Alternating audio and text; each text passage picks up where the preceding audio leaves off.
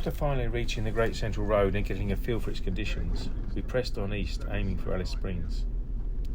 It's not a road you'd call busy, but we passed just enough trucks, four-wheel drives and fellow caravanners to feel reassured if we had mechanical issues, help wouldn't be too far away.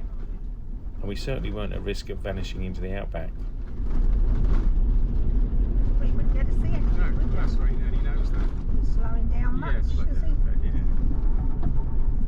Kicking a lot of dust up. Yeah, but not up the road. I can see up the road.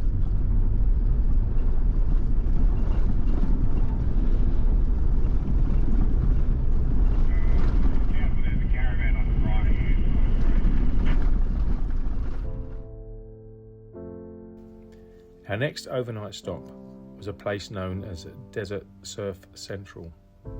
What a spot.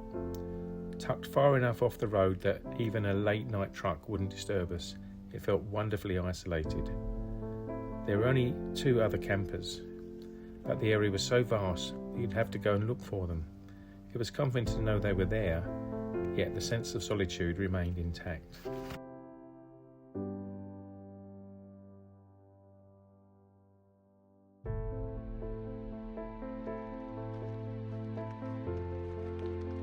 What's all the holes in them?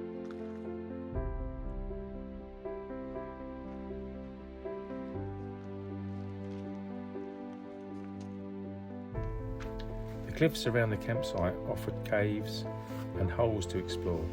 I just wish Debbie would keep a careful distance. Who knows what could be lurking inside. Apparently it was a monitor lizard, or a goanna as they're sometimes called. These things can grow up to 2 metres long in Australia.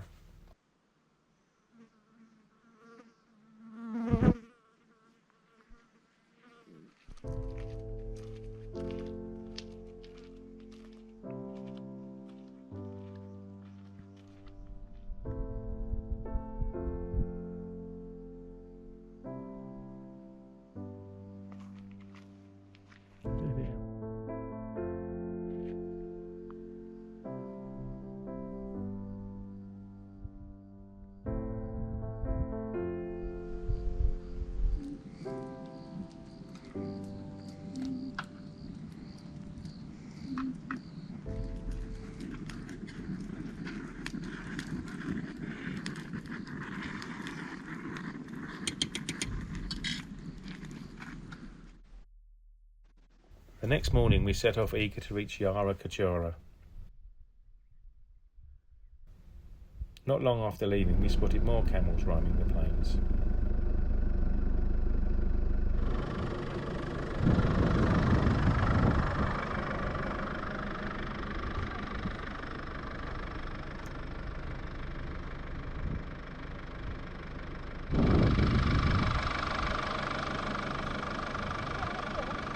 Eh?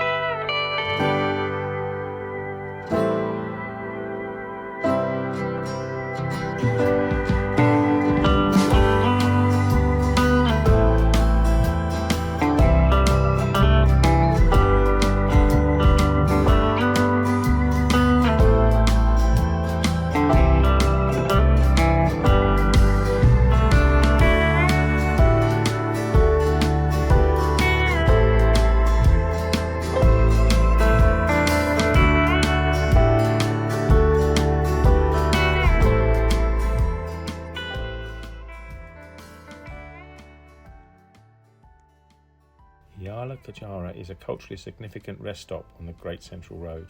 Established by the local people, it provides a peaceful place for visitors that avoids disturbing sensitive sites. It also offers shelters, fire pits and interpretive information reflecting Indigenous stewardship and connection to the land. A reminder that these roads carry more than just travellers, they carry culture and history.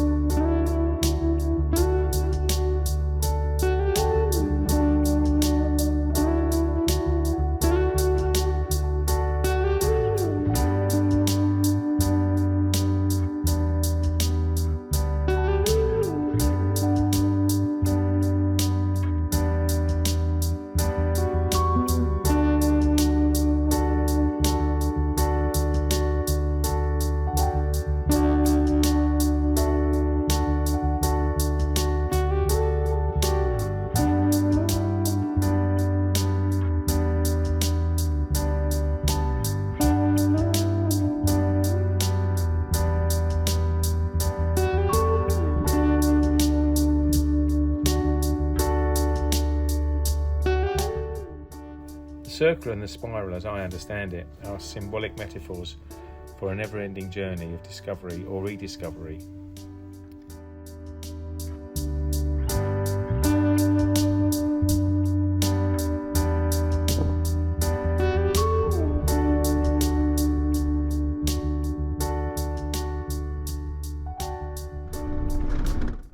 From there we pushed on to the Northern Territory, stopping for fuel at Goanna, then making our way through the spectacular Peterson Ranges to Docker River. Was it day 57? 110? On what? Day whatever. On this epic journey. I've no idea.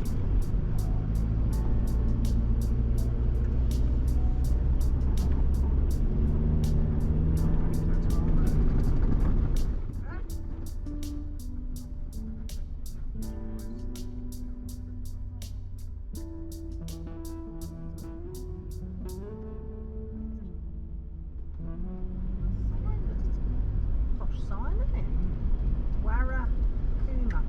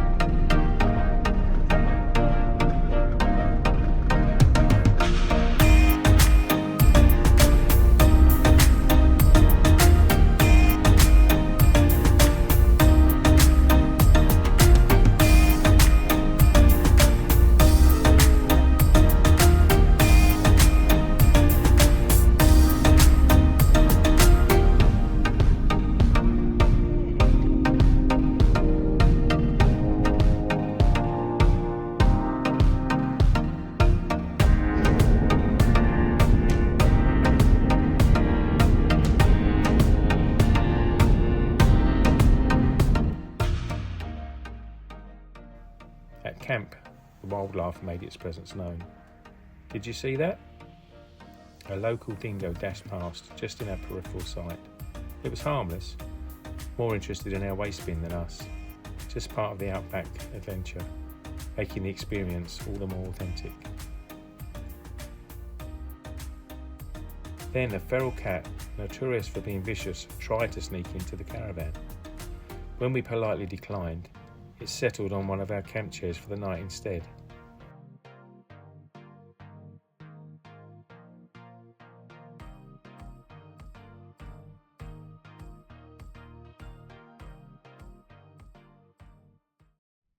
And then there were the Brumbys, wild horses grazing calmly nearby.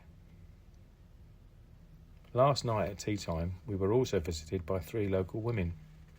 Naturally, the conversation began with a request for petrol and alcohol, neither of which we were prepared to admit that we had, but it quickly shifted to what we were cooking on the barbecue. We were preparing 2 large spare ribs, far too much for just the 2 of us, so we shared them. Over the meal, we had a fascinating conversation about life in remote communities and a journey one of them had made to Perth some years before, and that being the reason that she now barracked for the Dockers. Out of respect, we didn't film the encounter, but it's an experience we'll always cherish. It was also a reminder that sometimes our preconceptions of intimidating locals or vicious dingoes can easily shape our reality, but the truth can be far more welcoming.